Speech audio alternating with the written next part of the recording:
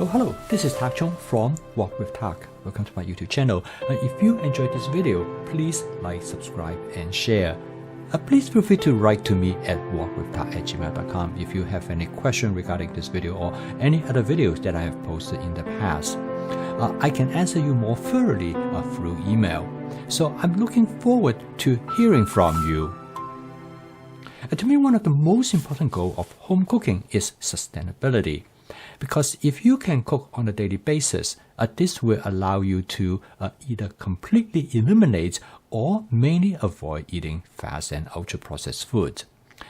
Once you're able to cook on a daily basis, you will reap the greatest benefit in home cooking.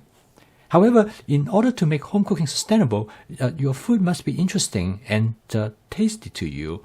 And to achieve that, diversity is the key. Now, my wife and I do not eat meat that much anymore, but however, we do occasionally eat some beef. Now, I find that the best way to eat beef is that to use beef as a condiment rather than as the main ingredient. So anytime when I saw beef on sale, I would purchase them.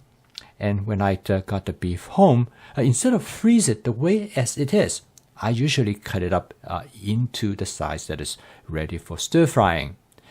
This will allow me to have the beef anytime I want when I'm ready to cook them. Now, I use a ceramic knife to cook the beef, and I find the ceramic knife work really well because they stay sharp for a much longer time than steel knife. And then I also find that the thickness of the beef is very important. I cut it into thin slices because this will allow them to cook not only faster, but it also allows you to have better control of their doneness as well. And then I will divide the beef into portions because normally we only use the beef as a condiment rather than as the main ingredients. It provides us a way to flavor the vegetable dishes and to make them more interesting. And so most of the time we only use the beef in a small portion. And so I package them in about 6 to 8 ounce portions. Now, it's very much up to you, depending on how much you want to use. The advantage of that packaging them into small portions is that you will control how much you eat. So you will not over-consume beef. Now, beef in generally, not they are only expensive, but they probably not the best for you if you eat too much. But if you eat a small amount, it is really truly, for me, it's a great delight to add to a meal. When I package them, I will package them into very thin packaging like this. And this has advantage is that when I put them in a bowl of lukewarm water, it will allow them to thaw out rapidly. And usually it only takes about 5 to 7 minutes to have them thawed out. So when I got home, if I want to have beef that night, I don't have to worry about to spend half an hour or hour longer to thaw out the beef. I can have it anytime I want. And using this method, it also allow you to have a lot of flexibility in the type of meat that you want to choose. You can always make a decision at the very last minute because they're always available to you in this particular storage format. And this is a way for advanced prepping. Now, I'm going to cook this dish in my Cuisinart 14-inch stainless steel wok. And the reason I really like this wok is because this wok is very easily to be seasoned, and it can also heat up to a high temperature. Now, when you cook beef, the temperature of the oil is really important. So I use my spot seasoning method to heat up the oil as much as I can, and then I add the beef to the wok. Now, as you notice that the beef cooked really fast. As soon as I spread out the beef on the surface of the wok, the beef cooked almost immediately. And this is important because by cooking it at this speed, it will allow the flavor to be sealed in the beef. Now, the beef by now is probably about, I would say, 50% cooked. Now, instead of cooked to the point, the way how you want it to be, you start to add vegetables to the wok. In this case, I add the poblano pepper. Adding vegetable to the wok at this time is really important because it will allow you to control the temperature of the beef, and because the vegetable will absorb heat, and this will allow you to have much greater control of the doneness of the beef.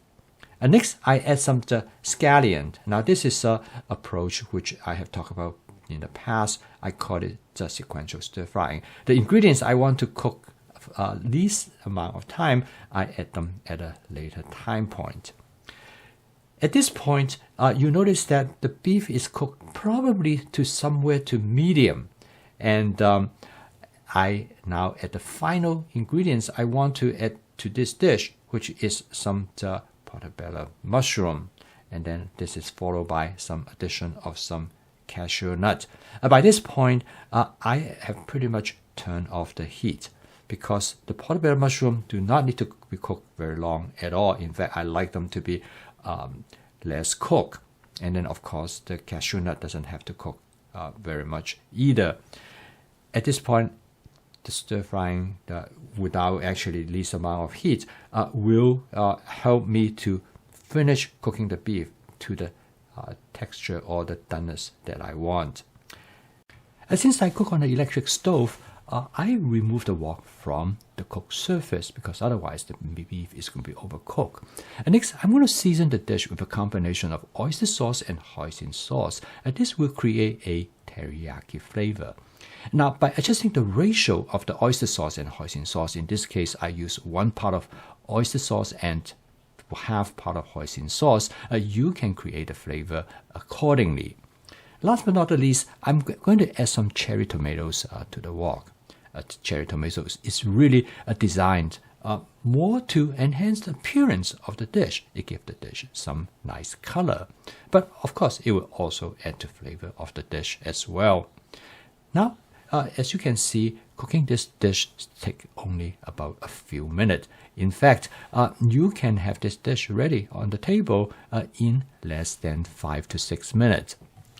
This is what makes home cooking feasible, because most of us do not have time to cook, simply because we have been spoiled by the convenience of fast and ultra-processed food, which is available basically 24/7, and we can have them anytime we want. So in order to compete with fast and ultra-processed food, home cooking has to be as efficient as possible. And with my fast cooking system, it is possible to cook a meal in somewhere between 15 to 20 minutes, and generally less than 30 minutes, depending on how many dishes that you cook.